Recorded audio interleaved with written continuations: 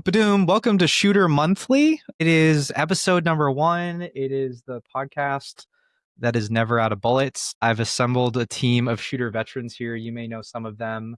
I'm going to have them introduce themselves in an order that's been prepared in a document in front of me. Hey now, thanks for the introduction, Philip. Christopher Anjos here, veteran game developer for the past 20 plus years now, which is concerning to say out loud. Was very privileged enough to touch some amazing franchises such as Battlefield as well as Call of Duty, and now really excited about many first-person shooter games and still working on a few of them as we speak. And from Seaside Consulting. Yeah, my name's Chris Sides. You can just call me Sides. There's too many Chris's in the world, so I just go by my last name. I was at Bungie for about 4 years. I was the director of product on Marathon. Then before then, I was all in free-to-play mobile. Been in the industry about 15 years in total. I was the lead PM on Galaxy of Heroes, and then before that with games like The Simpsons Tapped Out and Sims Free Play, these like older kind of mobile games. I do consulting. Seaside Gaming Consulting is my consulting firm, and I've also started an indie company with a buddy of mine. It's called Grey Goat Gaming. And so as we get further along there, I'll have more to talk about. There's a newcomer to the podcast. Mr. Newcomer, may you reveal yourself? I'm Feras Musmar. I've been in the industry for about 20 years now, which is also concerning to say out loud. My career has been split over multiple genres. I started working in AA games as a game designer. I had a stint as well in the financial services industry, investment banking for 5 years or so, because my bachelor is in finance as well. And then I've done 5 years of freemium mobile gaming, worked at the Gameloft and other mobile games as an economy designer. And then I moved over to Sweden, did about 5 years plus at DICE, worked on multiple Battlefield titles and Battlefront. My last job title at DICE, I was a design director responsible for the live service and engagement at DICE. And then for the last 2 years, I've been a product director at TTK Games. It's a new studio started by DICE veterans. And to no surprise, we're working on a shooter right now. Interesting. What could it be? Only interesting things, I'm sure. Now let's go to news first. What is ABI? I couldn't figure this out, Chris. Arena Breakout Infinite. Come on, man. Do you know every acronym in this industry? Come on. There's only like a billion. There's only a billion of them. It's kind of, in my opinion, it's like the closest clone to Tarkov of the extraction space. And it's Isn't free this the to play. mobile thing? Free to play. It is. It started mobile, yeah. Arena Breakout's the mobile title, and Arena Breakout Infinite is like the Western PC name of it. Actually, I don't know if it's only Western, but it's the name of the PC version. Arena Breakout Infinite, it was on mobile for a long time. It had a standalone client on PC for probably a year. It kind of like officially launched a year ago, and then it did a Steam launch about 2 or 3 weeks ago. And the numbers have been okay. I thought, like, I don't know really what they were expecting, but they're doing pretty well, and like retention's actually better than I had expected. And so my like gut kind of qualitative instinct here is that a lot of players are waiting for Tarkov 1.0 to release on Steam. And so like ABI is kind of the closest second to that style. You have Delta Force as well, which is definitely more popular, but Delta Force is a little bit more arcadey, while Tarkov and Arena Breakout are a lot more tactical. And so there's definitely tactics in Delta Force as well, but it's just not like a typical mil sim that you would play. And so I think that there's a lot of Tarkov players that are kind of on holdout until 1.0 playing it. I've been playing it. It is enjoyable. I played it for years, but I started playing a little bit more on Steam just because it was out there. And the numbers so far seem like, from a retention standpoint, I'm pretty surprised at how well it's doing. As a total player count, it's probably lower than I would assume they expected, but retention's pretty solid. This is really impressive, Chris. This is saying, Mr. Sides, this is saying around 51,000 max concurrent users and around 300,000 DAU on Steam alone. And it's been holding. Yeah.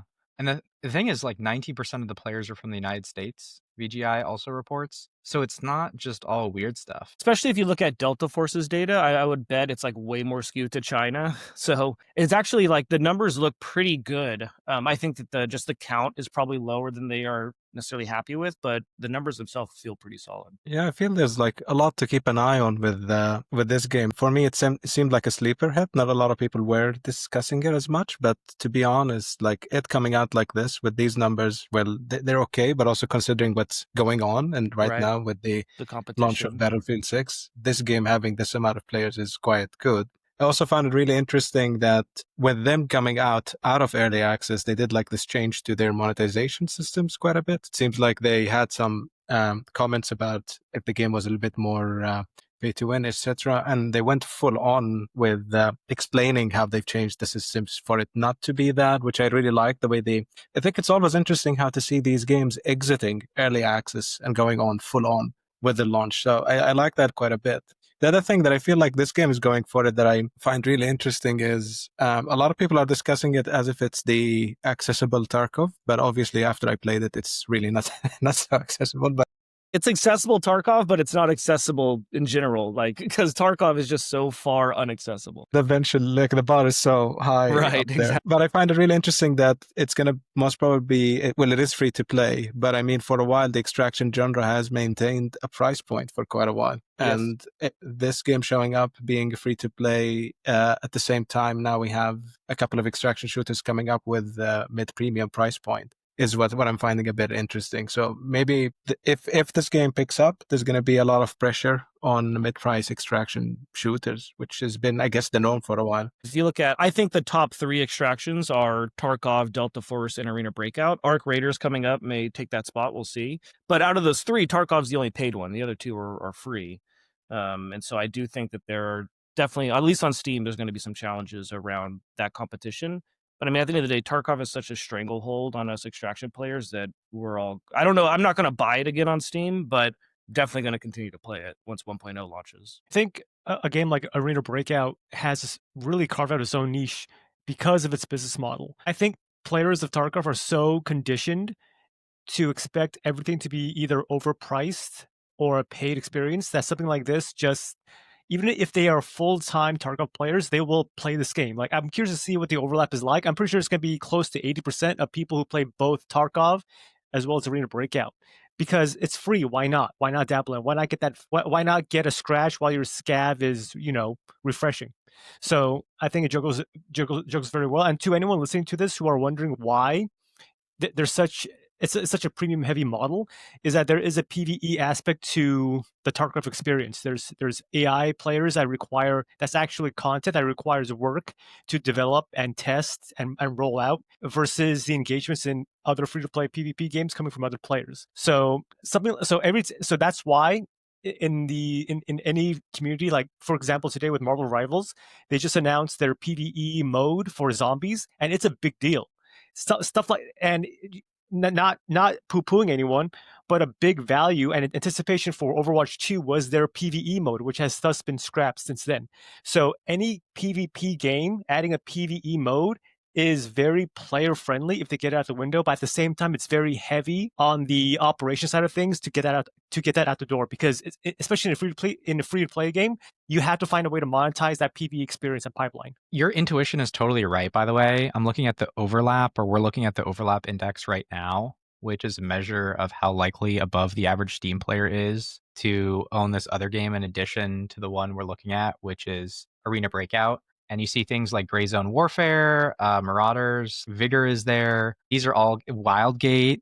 It's exactly good intuition. This is definitely a group that moves together, which also I think suggests that the free-to-play pressure thesis is really interesting. Is this Battle Royale now where you have to be free-to-play to compete after this? Is this just driving down price?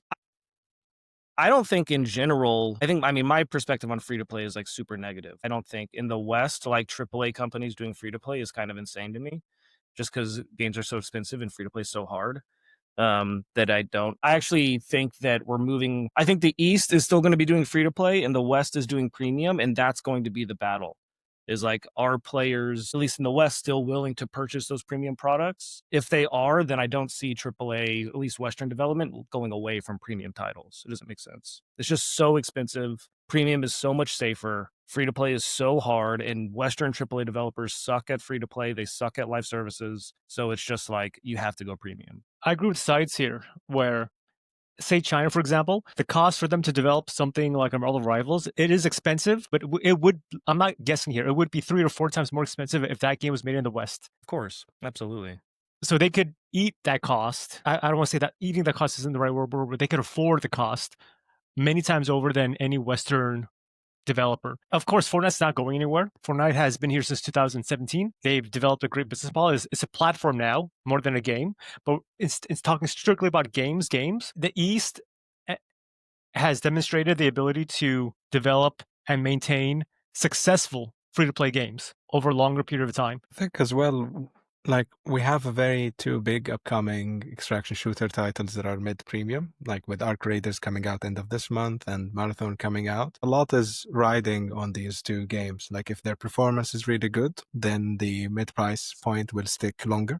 Because a lot of actual developers in the extraction area, they look at previous extraction shooters and compare the price points to that. So I guess if these two games launched a very good, having good sales, I think we'll be able to maintain the price point a bit longer. I agree with what everyone has said in terms of how the West struggles with free-to-play and live service. And to be honest, I'm one of the people that believe that from a progression perspective, it is very hard to design long-term engaging extraction meta progression, because at the end of the day, I feel it has this intrinsic struggle where you, at some point, you wake up and you ask yourself, why should you play another match of an extraction shooter? Because the whole point is for you to go and get more stuff, to get better at getting more stuff. And I know this sounds a bit weird, because what's the point of playing any game? You could wake up at any point and ask yourself why I'm playing any game. But extraction shooters in general bring this closer to the player's face. I feel making extraction shooters free to play comes with that risk. You need like much stronger retention hooks and answering that question in the long tail, while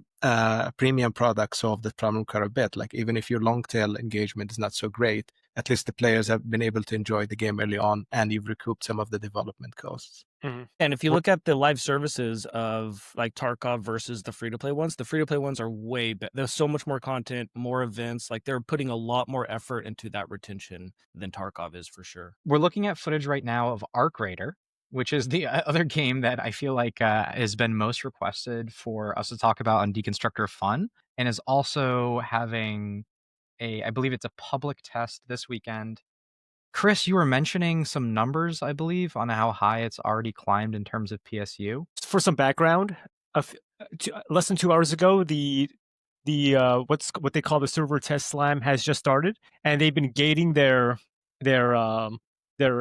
entries across all platforms. Within 20 minutes, Arc Raiders on Steam had over 30K concurrents.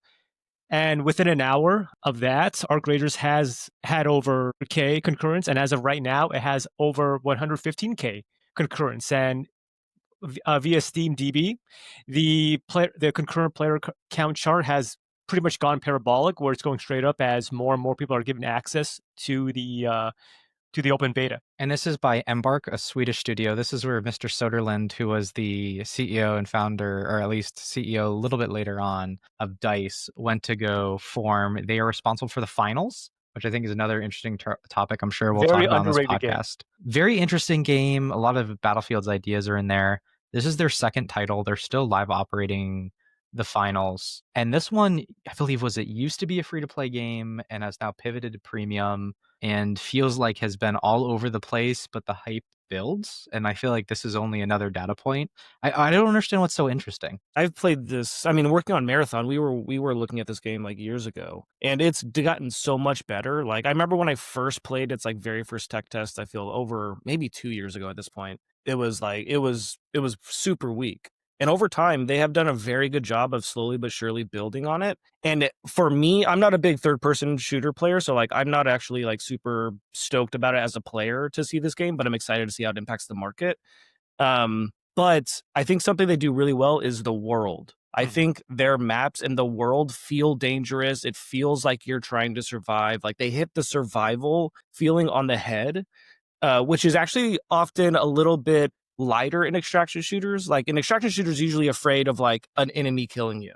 I feel like in Arc Raiders, the world is a lot more dangerous than you see in more extraction shooters. So it does lean more PvE. And I think with like this like chance of PvP, and I think there's something about like that world and the story building it allows, the player agency that occurs, all of these things that happen kind of naturally, especially like we're watching Burnt Peanut, who, you know, loves doing voice comms and proximity chat. The game holds that like so well. So I think that's a big part of what keeping players excited is the world is very intriguing. That's because of the, as maybe Philip like mentioned, the history of the game. Because like when it started, it was the first game that Embark announced, and it was a PvE game originally. Right. And then they pivoted did to the big extraction, pivot I'm pretty later on. sure. Yeah. They did. Yeah, and when they did the big pivot, they released the finals first. They switched this game into an extraction shooter. Maybe this is why the PvE elements in it is quite stronger Yeah. than what you'd usually see. The game started as a PvE title. First, And that's a then- great point. Yeah, I didn't even think about that, but yeah. And then the other part, I think maybe it's obviously very subjective, is the aesthetics of this game. Like usually extraction shooters go with the super gritty, and this game has that a little bit too.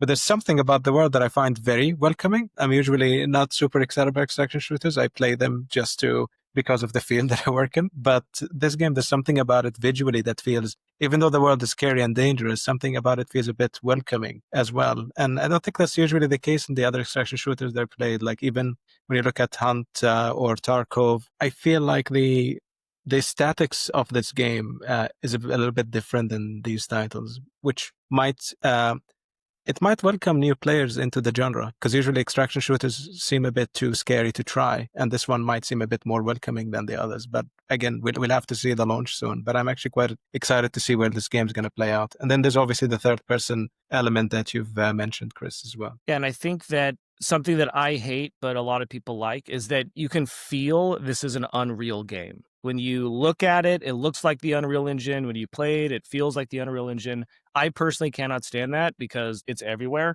But I think it is welcoming to a lot of players because it's just the most ubiquitous shooter engine ever that people are aware of that feelings. It's almost like there's a familiarity to the game, even though you've never played it, because it has that Unreal feel to it. Philip, are you a player of extraction shooters in general? What extraction shooters have you played? Struggle, to be honest with you guys. That's one of the reasons I'm so skeptical of the genre, is I feel like I should be the target audience, and I want to love this, but it just feels all of them have fallen flat, and none of them have taken off except for Tarkov, and it feels like I've never seen so much money chase a genre that's had so little in terms of results. Battlefield 2042, we tried this, right? There was an extraction mode there. DMZ felt like kind of meh, and so I keep thinking about like what are the problems that someone needs to step up and solve for this thing, I think, to get mainstream traction. And that's what I'm curious to ask you guys about, because the things I struggle with are like no clear objective. Number one problem I have with extraction shooters is I get in there's 18 million fucking things to do, side quests, all this random shit.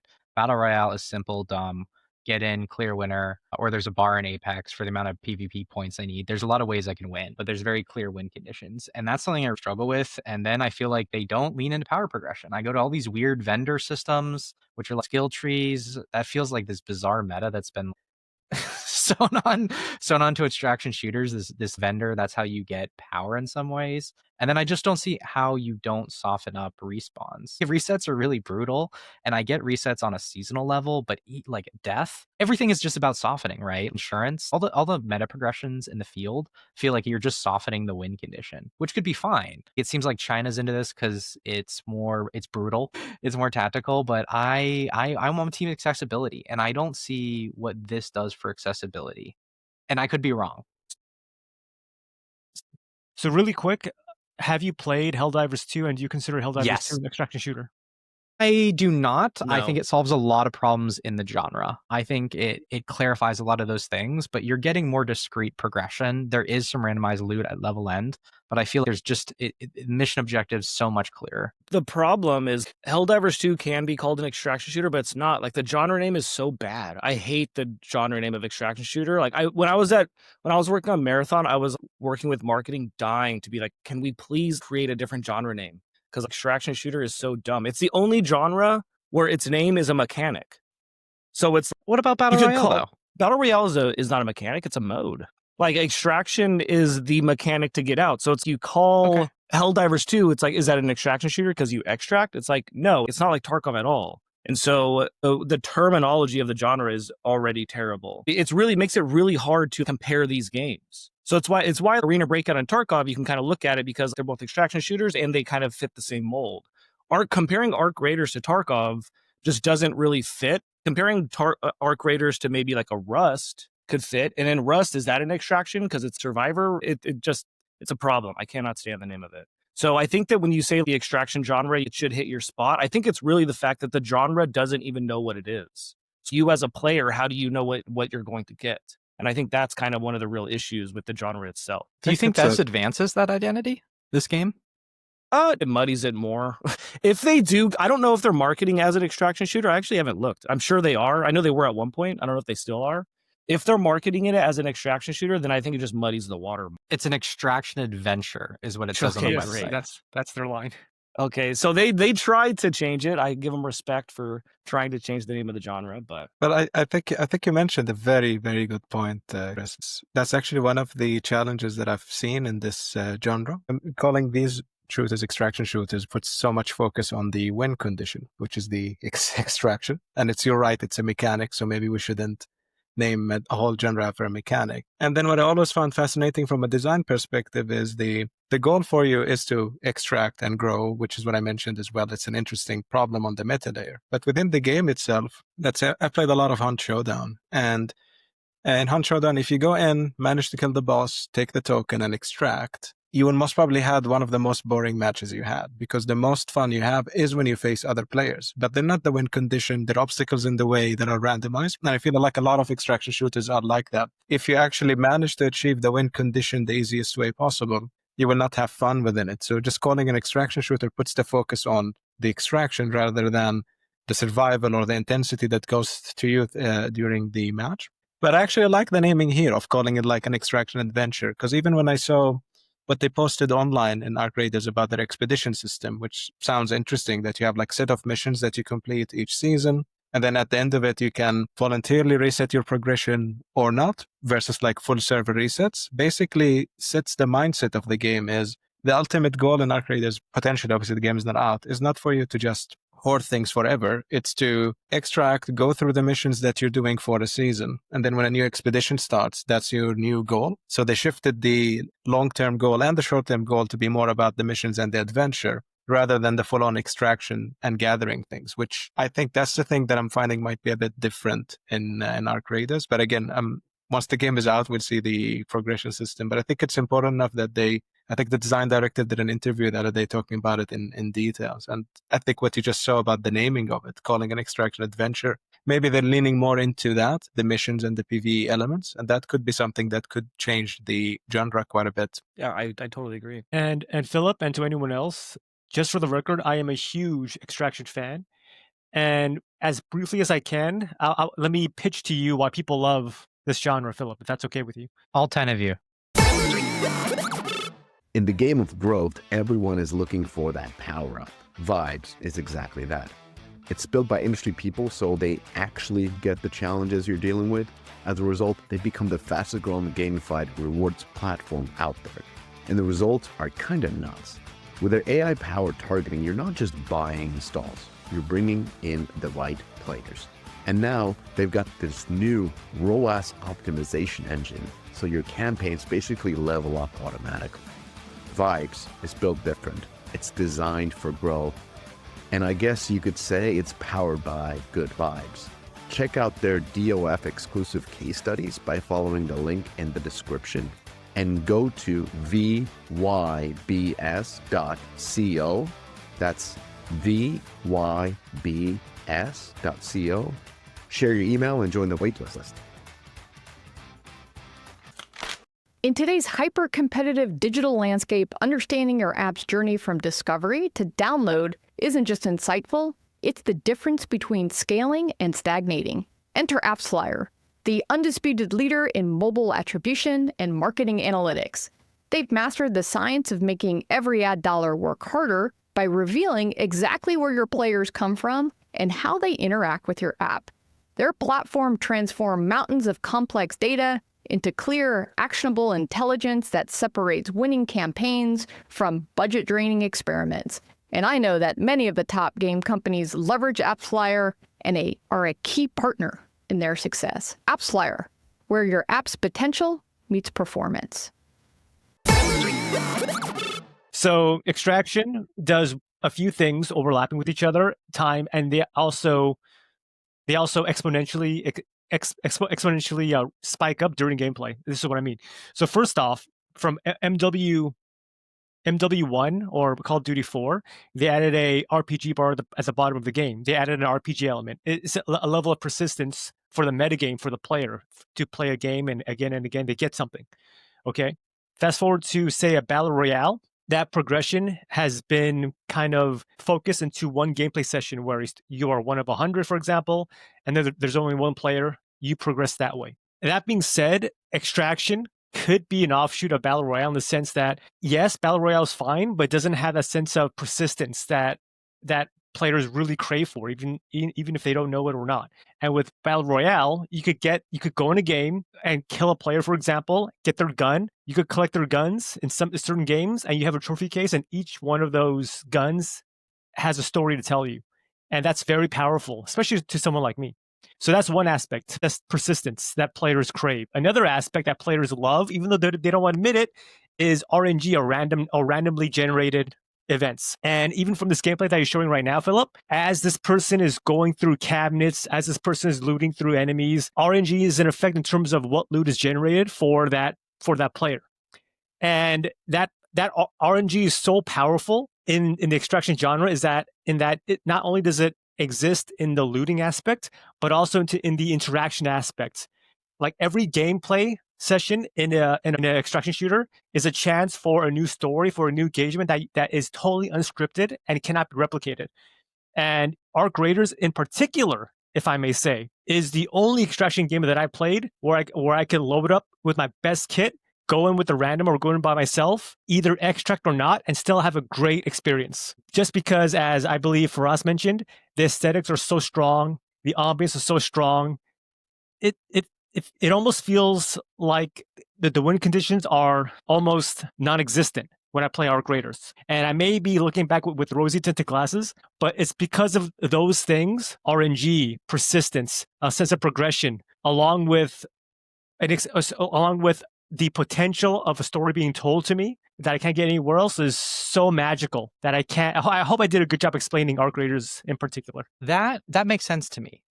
I agree with the out of round progression thesis. The thing I struggle with is nothing about what you said suggests that the harsh penalties you pay on death, the resets at death rather than over the course of a season, are a core ingredient in the formula. I think focusing on those things that you mentioned is the way forward. But I don't know if I've seen a game do that gives me, I haven't seen power score yet, like explicitly. It still feels like there is rarity, there is some level of vertical progression, but the width of that vertical progression is still very short. And so you don't get a lot of power progression. If I were to put a maxed out player by season end versus a newbie, and they were the same player so we can control for skill, I don't feel like the win probabilities would be that much different for maxed out player. Like maybe you gain 10 percentage points.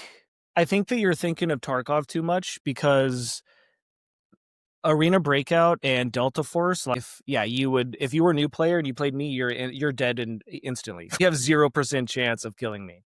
But in Tarkov, that's not necessarily the truth. Like Tarkov's TTK and damage model is more unique to where, you could technically kill a Chad with like a PS bullet to the face.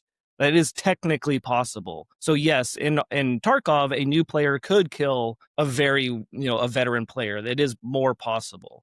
But in like the newer extraction shooters, that isn't the case. Like power progression is not nearly as deep as like a Destiny or an RPG or something, but there are very clear graduation steps, mainly coming from ammo. So like the ammo starting is gray, and then it's green, and then it's blue.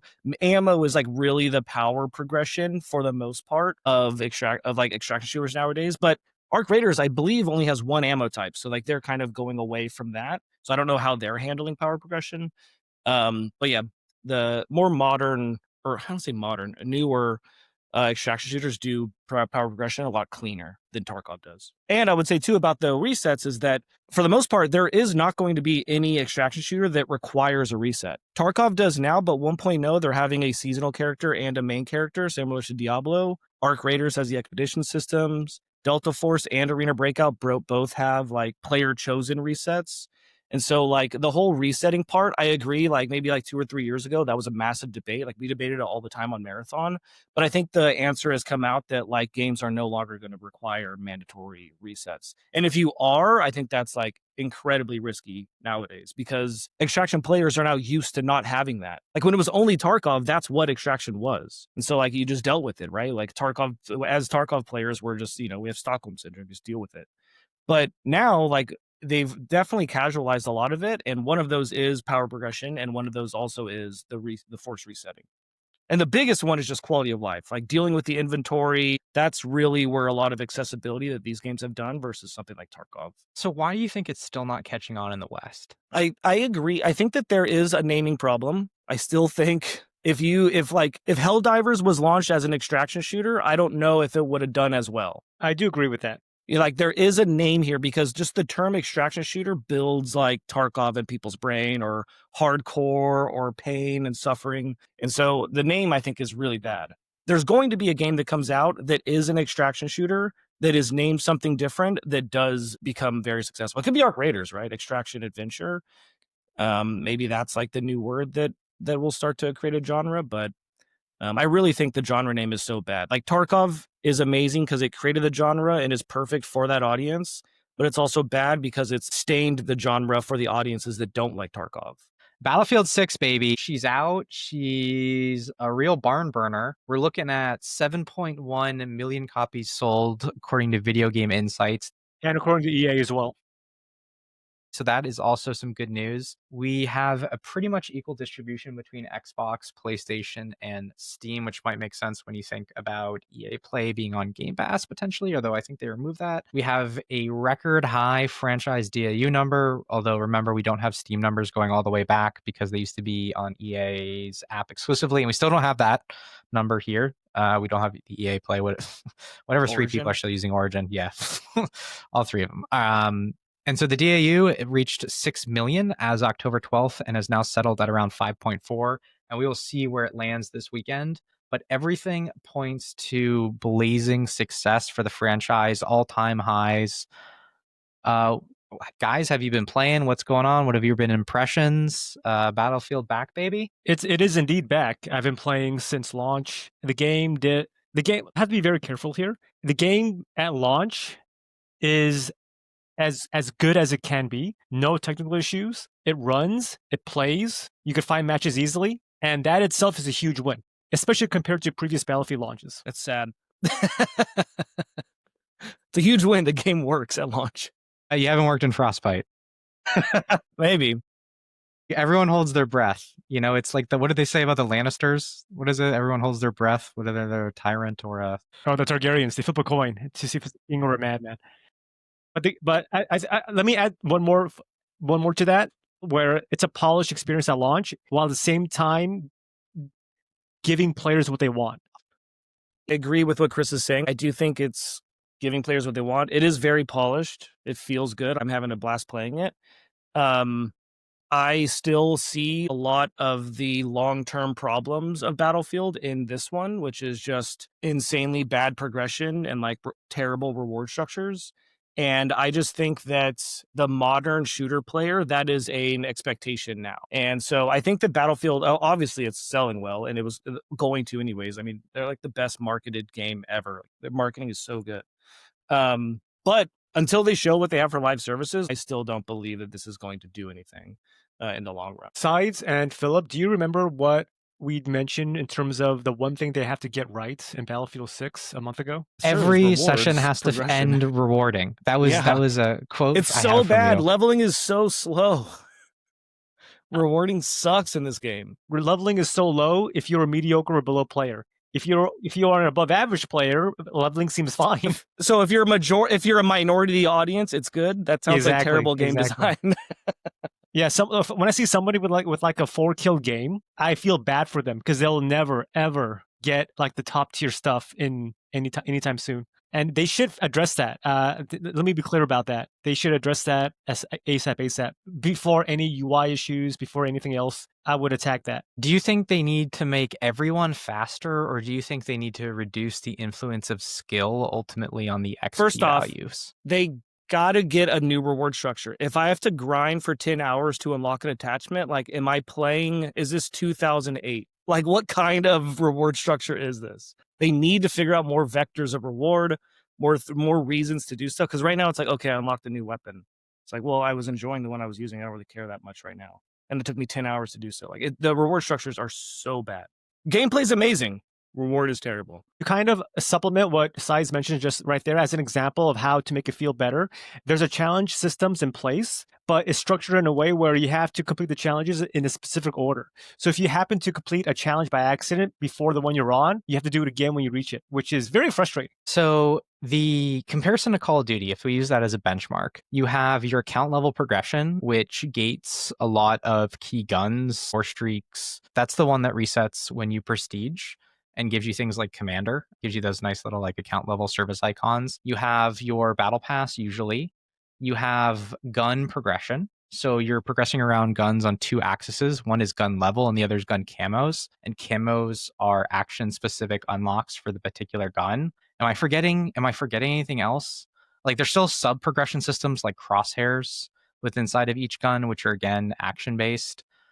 There are like things like daily orders, but in terms of like the key progression vectors that you see end of round that block key content, it feels like it's those, right? If that's the case, what do you think Battlefield is missing from that list that they should add? So they have account level progression system. They have this dog tag thing, which has been around forever. You guys are familiar with that.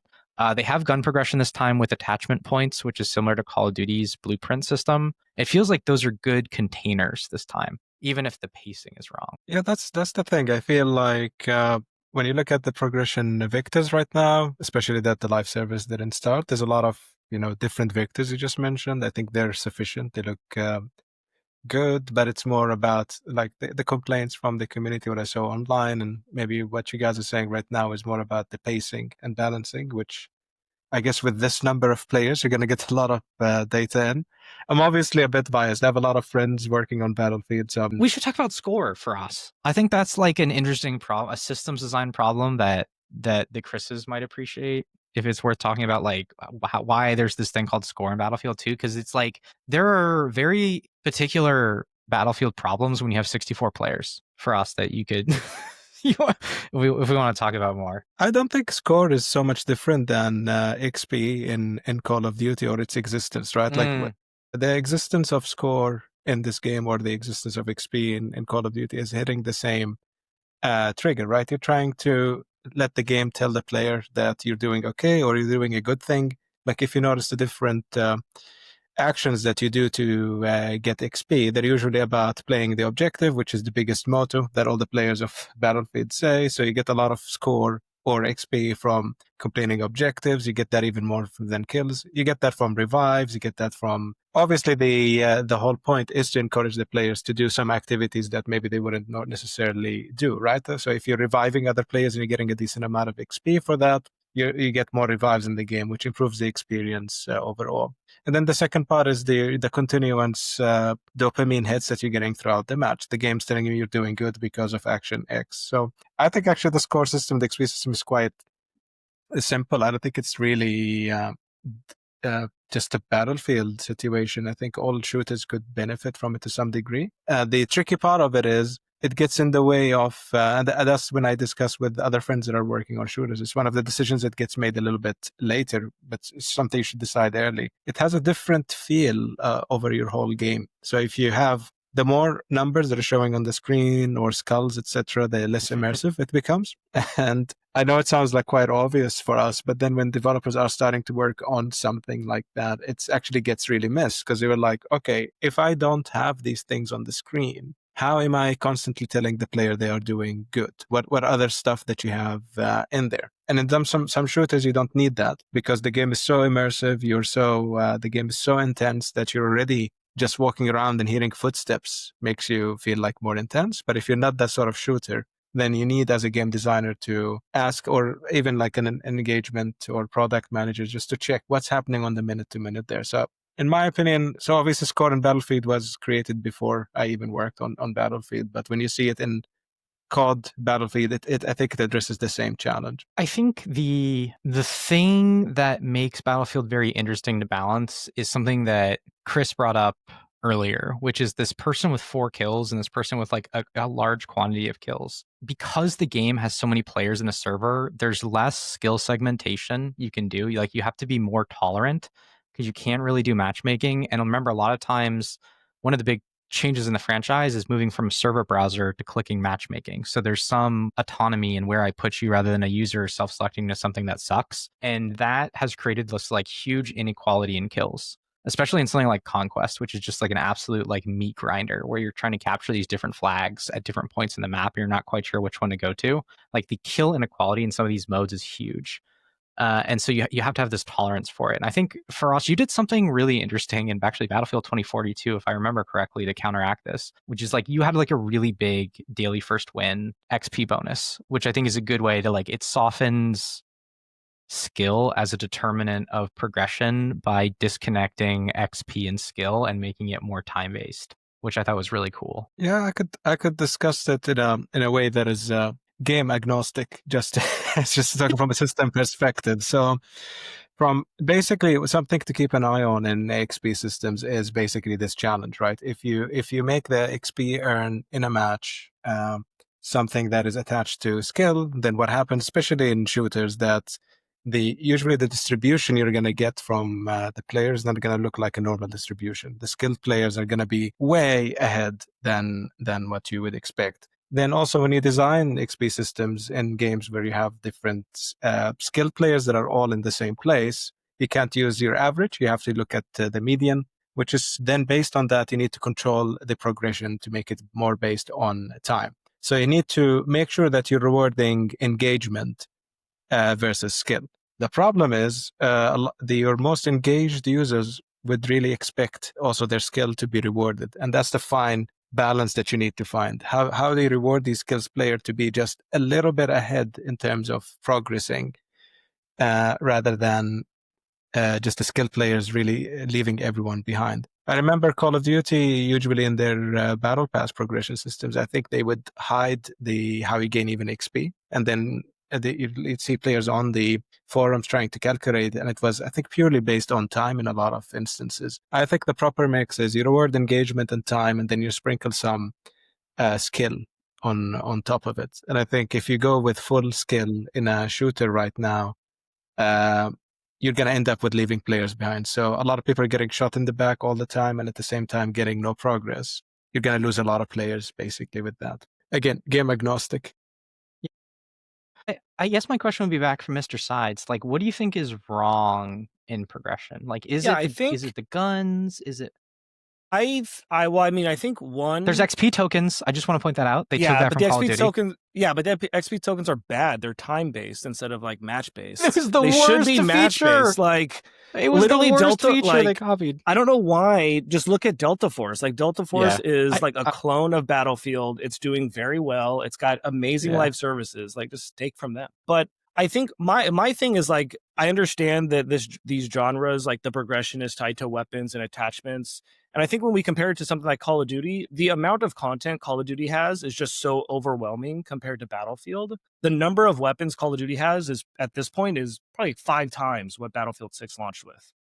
And so you can, the thing in Battlefield is that the progression is long, and I don't know what is the max level for us? What is the max level? For Battlefield? Yeah, Battlefield 6. I don't know what it is. Well, Yeah, like, before Battlefield 6. like, how many levels can you actually earn rewards? Not necessarily just like grind for. Are you saying there's such thing as empty levels in Battlefield, Mr. Sides? You would dare accuse us? Well, of every 100. games have empty levels. I'm not against empty levels. About 100. So I wonder, it's like, is there enough? Could that have been like spread out more if there were more weapons, more attachments, just to, even if it's the same items being unlocked, the reward cadence feels more satisfying. Do you remember when we gave out in Battlefield 5 the weapon parts for us? Everyone hated it. We had cosmetic weapon parts, so like just the barrel. Cool. I mean, It's like we were really shards scraping. in like a mobile RPG. But dude, we were really scraping the barrel. Thinking I think so. So the tricky part with progression overall, do you want the players to stay focused on the base progression, or do you want them to jump on the seasonal progression? Like, that's what I wonder. Maybe when the seasonal progression kicks in, there'd be more. Yeah, I mean, there's big shit already. cadence. They're doing monthly drops, so they have a 3-month season. I'm sure they got plans. I know a lot of companies that have plans. I think my thing is like, I just don't trust EA's ability to do a live service AAA title, like, period. I worked there for 9 years, like, so there's some bias here on like my opinions on how they handle game development. I just don't think like any Western dev can like release a decent live service in general. I'm very pessimistic in this space. And so that's why, like, although they may have like a nice infographic and stuff, I have a hard time just believing that they can execute a live service that competes with even Delta Force. I just don't see how it's possible. That is harsh, man. Attention app and game developers, are you ready to unlock the secrets behind the world's top performing apps and games? With Sensor Tower, you get the ultimate competitive edge, whether it's breaking into new markets, fine-tuning your UA strategies, or boosting monetization. Dive into data like never before, track global trends across app stores, analyze market-leading in-app purchase and in-app ad strategies, and benchmark your performance with real-time insight. The best part, Sensor Tower doesn't just deliver data, it helps you turn it into action. With intuitive tools and expert analysis, it's everything you need to make smarter, faster decisions. Thousands of app and game studios, from indie creators to global giants, trust Sensor Tower to help them win. So why not you? Start your free trial today at sensortower.com. That is sensortower.com. Game devs. Here at Heroic Labs, we know that great gameplay is what players love, but integrating metagame features like challenges, progression, and rewards is crucial for retention and monetization. But coding them is a tedious and time-consuming process. That's why top studios have turned to Hero from Heroic Labs. Hero provides a complete suite of battle-tested metagame features that are quick to implement, letting you spend more time on the core gameplay experience. Ready to ship fully featured, engaging games? Check out Hero today at heroiclabs.com. Stay ahead of the competition with Sensor Tower, the trusted source for mobile marketing intelligence. Whether you're tracking trends, benchmarking performance, or scouting the next big hit, Sensor Tower delivers the data that drives strategy. Dominate the charts with Sensor Tower. Apex is back on top, baby. I would say that. Like, that is a game that's executed. FIFA Ultimate Team is a live service that deserves a lot of credit. EA does operate that. Ultimate Team is a mobile game, though. It's not like a AAA game. It's one of the #1 games on console and PC. Of course it is. It's massive. But I'm saying the system, it's like the live service and system is very mobile. Yeah, and I would say all the credit to them for making that work. Like, I mean, if someone made that work for Battlefield, hell yeah. They made an RPG in soccer. I think they get all the credit in the world for that. I mean, we could say the same thing about CSGO. I mean, that's a #1 Western game that's made by like 100 people in Seattle who like don't even give a shit anymore. True. I'm here in Seattle. They don't talk to us here. I mean, there's Warframe, which is made by Canada. That's a global grosser. And even Marvel Rivals, I know is Chinese, but that's still Western IP. That's still US. That's still, Western media. Yeah, I mean, you're gonna find games that have done well in the West that are live services, but they're standing on top of the graves of hundreds of burnt down live services that we don't even remember the names of. That's the difference. Do you think the hit rate in the East is just higher? Because I think they burn a shit ton of money for very little to show. So my bias here is like, I'm in the West, so I probably only see the successful stuff from the East, right? Like, I only see the successful stuff probably because I'm in the West. So I don't actually know of it, but at least when I play the Eastern games that are successful, they are much further ahead than Western devs are, who could potentially also be successful. So yeah, we could say Fortnite is like a Western live service, which is true, but it's just like an exception. Let's just pause on this conversation because there's one thing I would really like to get a roundtable opinion on. I think would be interesting to talk about, which is holding back launch content and packaging it into seasonal 1 updates to shoot out of a cannon. I think this is a situation perhaps all of us has gone through. Guilty. I think Battlefield has done it too. I'd be interested in whether or not you guys think this is the appropriate decision, because this is a conversation I've seen just reverberate every franchise I worked on. So again, the idea is that you can maximize net present game LTV by withholding base content and transforming it magically into season 1 content. What do you guys think? Do you think that's a good thing to do, and under what conditions? For a premium title, it's very good to do. A free-to-play title, no. Yeah, no, I think it's a great strategy. I mean, when you buy Battlefield and if you were just to like look at the box product of Battlefield and compare it to like the box product of COD, like Battlefield is way lower. But they're going to get the sales. The hype around Battlefield is so good right now. Like they're getting the sales pretty much no matter what.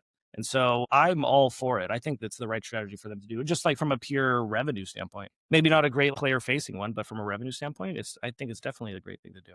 When you look at overall now, like season 1 for any shooter is very, very, very close to the release date usually. So for me, it's even hard to say that you're really splitting launch content with season 1 because season 1 is launch. A lot of premium shooters right now, they package with the Ultimate Edition, even Battle Pass skips. I think Call of Duty have done that before. I think the new Battlefield, I'm going to check really quickly, but I think in the Phantom Edition has that, the Battlefield 6 Phantom Edition package is part of the Battle Pass Season 1 tier skips with, I think it has 25 tier skips.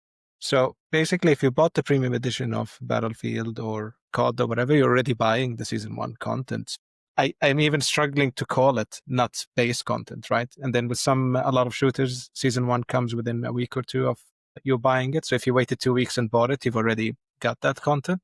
So I don't see it as you're really taking out launch content and withholding it. You're just controlling the release cadence of it in a way, but the players are getting it so close to launch. I think it's necessary if you're planning to. Here's the thing. Does it even matter if, for example, games don't have even base progression? They only have seasonal progression. And there's a season ongoing all the time. And there's a drip of content from those seasons. What is the goal of progression in a game?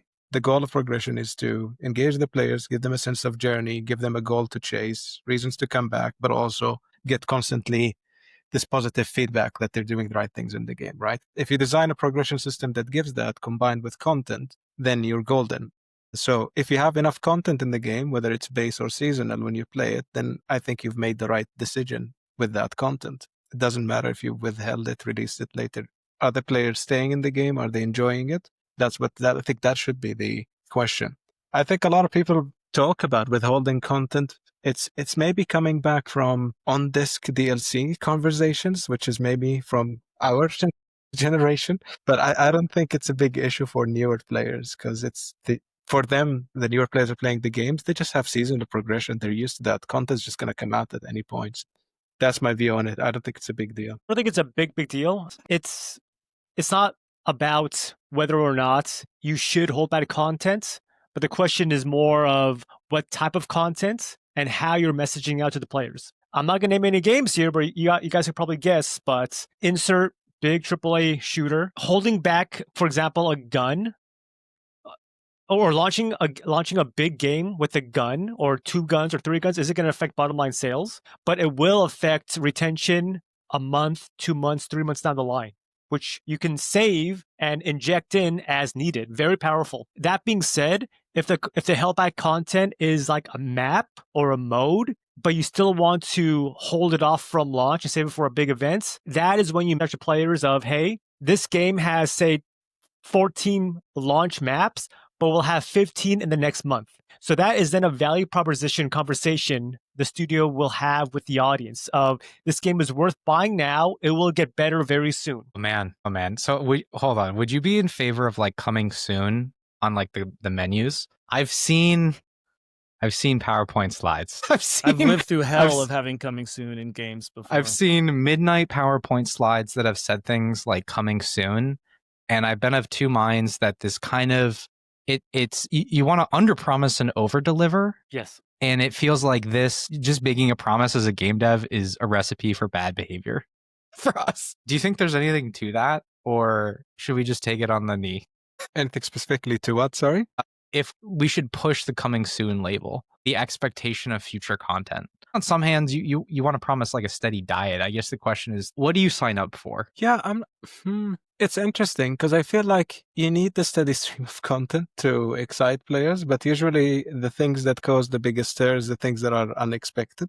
So I'm not sure if you're putting the coming soon on everything that you're looking for season 1, or everything that's already ready to release it immediately is the solution here, right? Like going back to what also Christopher have said, like what you're looking at is how much are you retaining the players? It's a measure of how much fun they're having in the game, right? If they see something that's coming soon, I don't think that's going to let them stay in the game long if it's a weapon or etc. I'm not sure what is even the challenge that's around that content right now.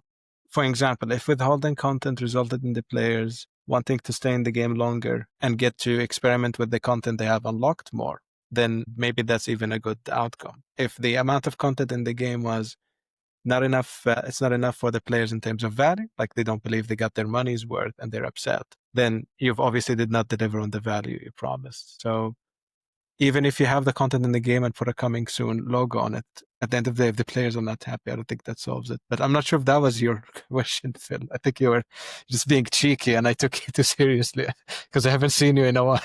To clarify a bit here, and without sounding like I'm splitting hairs, when I mean coming soon, as in base game comes out, it's being promoted, season 1 is already being promoted, coming out within 3 weeks, and within season 1, there'll be this big map. So coming soon, yeah, you can lump it in as that. I more define it as building and keeping anticipation. Tentpole, maybe? Yeah, a tentpole, sure. Something to look forward to.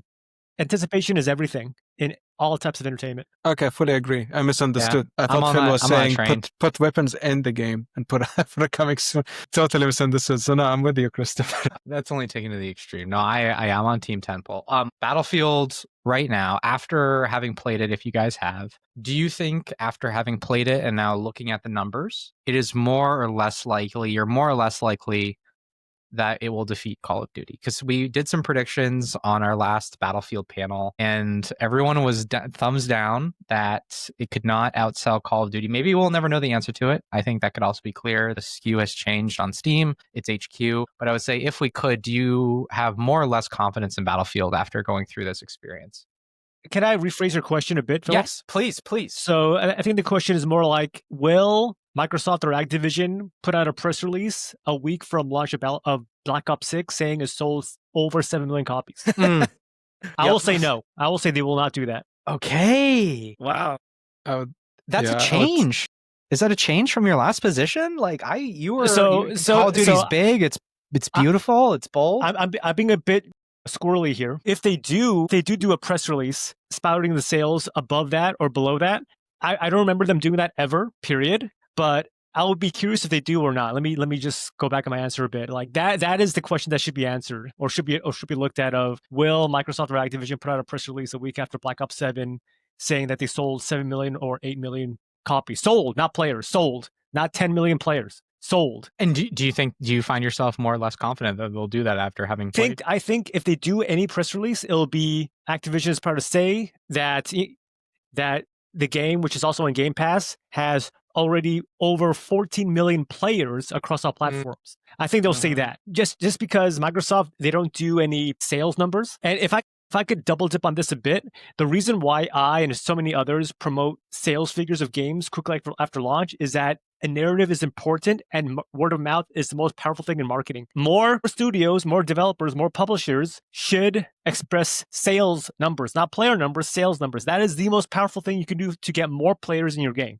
End of rant. Yeah, I mean, I think that's a really interesting question. Will they make the announcement? I feel like they'll definitely do what you're saying about players because of Game Pass. They're going to just use players instead, for sure. I think they will release something, and it will be above 7. But you're right; like we won't know if those are the sale, like how the sales are doing, at least directly from them. I imagine.